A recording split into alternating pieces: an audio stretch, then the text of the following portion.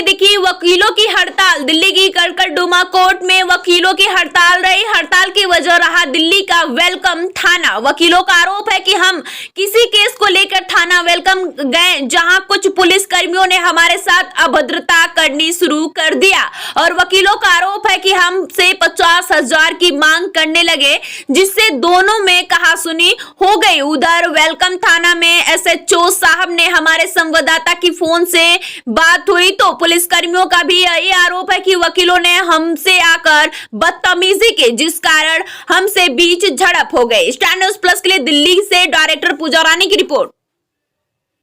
दो लाइन बोल के चली जाऊंगी क्योंकि क्वेश्चन कराया ना उन्होंने। जो आज हड़ताल में वकील है ये क्यों है? आज यहाँ हड़ताल का एक ये रीजन है कि हमारे एक वकील भाई के साथ में थाने में मार पिटाई की गई है और उनके हाथ में बहुत ज़्यादा चोट आई है, तो हम लोगों ने यहाँ पर स्ट्राइक की। किस थाने का मामला जहाँ पर वकील के साथ इस तरह का हुआ? ये थाना वेलकम है, वेलकम थाने में ऐसा किया गया। क्यों हुआ मैम ऐसा? सर हुआ ये इसीलिए है, किसी का मामला था, दो पार्टी थी तो उनका आपस में कोई झगड़ा हुआ था, तो वो लोग वहाँ गए तो पुलिस से बोला कि इस झगड़े को यहीं पे सुलटा लीजिएगा कि कोई फायदा नहीं है, आपस के लोग हैं। उसके बावजूद भी पुलिस ने उनसे बदतमीजी करी, वकील भाई के साथ में बदतमीजी करी और उन लोगों के ऊपर हाथ उठाया, तो वहीं पर उनके साथ में मारपिटाई करी, क्योंकि बोलते हैं कि हमारे थाने में तुम हमको इस तरीके से करोगे, वहीं पर उनके साथ में मारपिटाई करोगे। एक मामला मैम पहले भी हुआ था एक वकील साहब के साथ ऐसा फर्श बाजार थाने में, जिनके ऊपर एफआईआर भी हुई थी, पूजा नाम की जो ऐसा ही है, उनके बारे में क्या कहना चाहेंगे आप? सर उनके बारे में अभी हमारे साथ में मौजूद हैं निशांत चौधरी जी यहाँ पर खड़े हैं।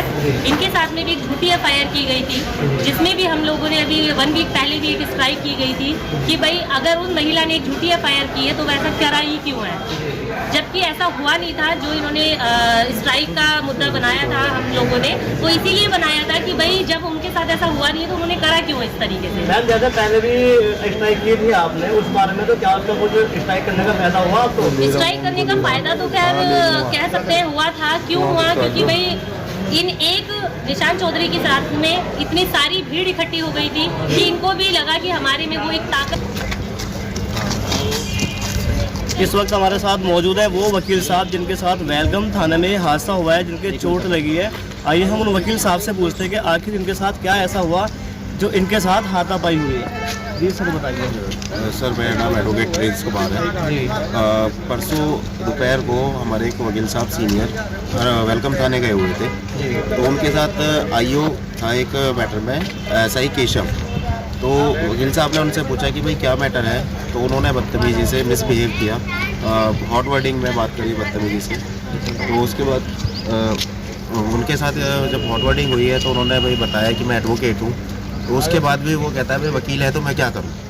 तो उसके बाद वकील साहब के साथ मारपीट करने लगा, हाथापाई करी। हाथापाई करने के बाद जब उन्होंने हमें बताई, हम लोग पहुँचे वहाँ पर, एसएचओ साहब वहाँ पर ही खड़े हुए थे, एसएचओ रूम में हम बैठे जाके। उसके बाद भी वहाँ पे ऐसा ही अंकुर आया। अंकुर आने के बाद उन्होंने भी हाथापाई करी है और फिर उन्होंने एक हेड कांस्टेबल आता है अमित कुमार, वो भी आके हम सबके साथ मारपीट करना स्टार्ट कर देते हैं और कहते हैं जो तुमसे हो सकता है वो कर लो, हम तो यहाँ पे थाने में ऐसे ही, हमारी दादागिरी ऐसे ही चलेगी और जो हम चाहेंगे वो होगा। क्योंकि उसमें वो मांग रहा था हमसे 50,000 रुपये, कह रहा मुकदमा जब ही छोड़ूंगा या ख़त्म करूँगा जब पहले 50,000 रुपये दोगे। इसी बात को हॉट वर्डिंग वहाँ पर इन्होंने बदतमीजी करनी चालू की। सर इसकी आपने शिकायत की है? हाँ शिकायत करी थी उसी दिन जब हमारी चोट लगी थी। हमने एमएलसी कराने भी जीटीबी हॉस्पिटल पहुँचे थे, तो उसके बाद हमने शाम को आके वहाँ पर अपनी कंप्लेंट दी है, बट अभी तक उसमें कोई एक्शन नहीं है, हमारी कोई सुनवाई नहीं है, उसमें कंप्लेंट पर कोई काम नहीं किया। उनसे भी जानना चाहूँगा कि आखिर इनके साथ ऐसा क्यों हुआ है। जी सर बताइए। देखिए मैं इतवार को मेरे क्लाइंट है उनके लिए गया था, तो मैटर था केशव जी के साथ, ऐसा ही केशव जी। मैंने उनसे जाकर पूछा कि ये क्या मैटर है, क्या मसला है। इसमें मैं अपने क्लाइंट के लिए सीधा उन्होंने ये कहा कि 50,000 रुपये हैं तो बात कर। उनका बात करने का तरीका यही था, 50,000 रुपये हैं तो बात कर वरना नहीं। मैंने कहा सर 50,000 रुपये तो बात अलग है, लेकिन आप ये तो बताओ कि इस पर एलिगेशन क्या है। तो उन्होंने मुझे कहा एलिगेशन तुझे दिखने का, सर में पट्टी बंधी हुई है। मैंने कहा सर 4 लोग और हैं, इस पे क्या एलिगेशन है। उन्होंने कहा कंप्लेंट दिखाओ तुझे, कंप्लेंट दिखा दो। फिर उन्होंने मेरे साथ गाली गलौज करनी शुरू कर दी। उससे पहले अपना परिचय उन्हें दे चुका था कि मैं मैं कोर्ट से आया हूँ। गाली गलौज की उन्होंने। गाली गलौज के बाद उन्होंने मेरे साथ हाथापाई शुरू की। हाथापाई के दौरान जो उनके साथ में एक और अंकुर SI अंकुर, उन्होंने भी मेरे साथ मारपीट की और मुझे अंदर कमरे में ले जाके मेरे साथ इसने केशव ने मेरा गला लगाया और अंकुर ने मेरे लाठी डंडों से वार किया। इसके मेरे काफ़ी चोटें हैं। और उसके बाद हम लोग SHO साहब के कमरे में गए। SHO साहब के संज्ञान में ये पूरा इंसिडेंट हुआ, लेकिन SHO साहब थाने में हैं, उन्हें कोई जानकारी नहीं। फिर वकील साहब के फ़ोन गया SHO साहब के पास। SHO साहब फिर आते हैं, तब उन्होंने मुझे छोड़ा। और उसके बाद SHO साहब के कमरे में बैठे हुए हैं, वहाँ पर फिर इन लोगों ने मारपीट गाली गलौज की। SHO रूम के अंदर SHO के सामने। इनका इतना साल बढ़ा हुआ है।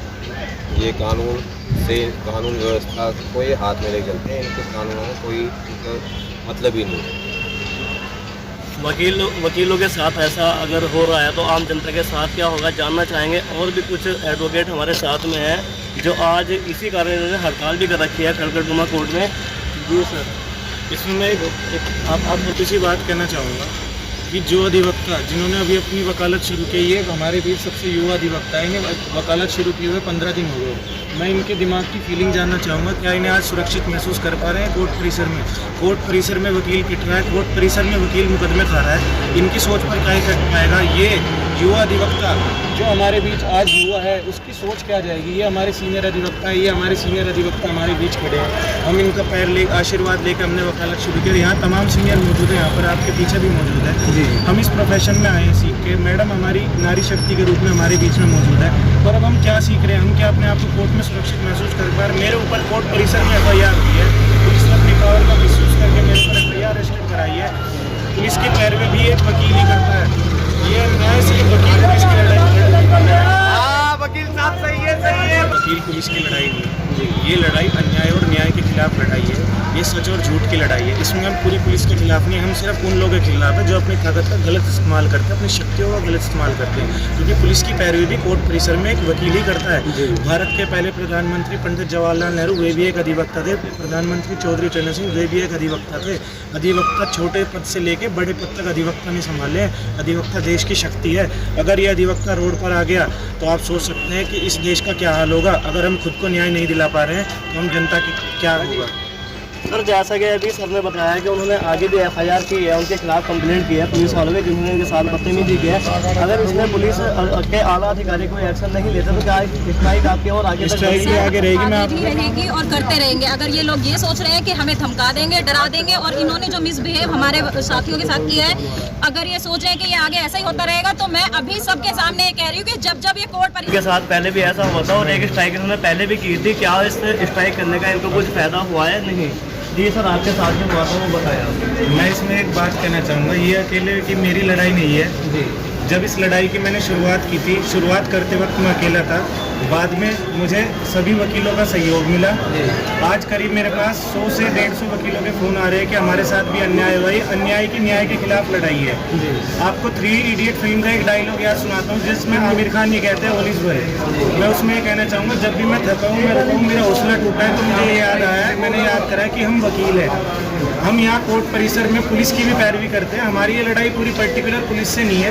हमारी लड़ाई अन्याय के खिलाफ न्याय की लड़ाई है, सच और झूठ की लड़ाई है, जिसमें हम जीत के रहेंगे। और इस लड़ाई का अंत जब तक गृह मंत्री अमित शाह इसमें कोई कॉग्निजेंस नहीं लेते या जिस पे कोई पुख्ता रुख नहीं दिखाती सरकार, जब तक ये लड़ाई निरंतर रूप से ऐसे ही चलती रहेगी। अगर इसमें ज़रूरत पड़ेगी तो 10 लाख वकील जंतर मंतर पर धरना प्रदर्शन भी करेंगे। और दिल्ली नहीं, खड़गड़डुमा कोर्ट ही नहीं, पूरे वकील समाज ही इसमें सड़कों पे भी उतरेगा। और आज वकील समाज सड़कों पे बैठा है। ये वाकई न्याय व्यवस्था के लिए एक बड़े सोच की बात है कि वकील को धरने पर उतरना पड़ रहा है। मैं उम्मीद करता हूँ कि इस बार ऐसा सबक जाए कि आगे से किसी वकील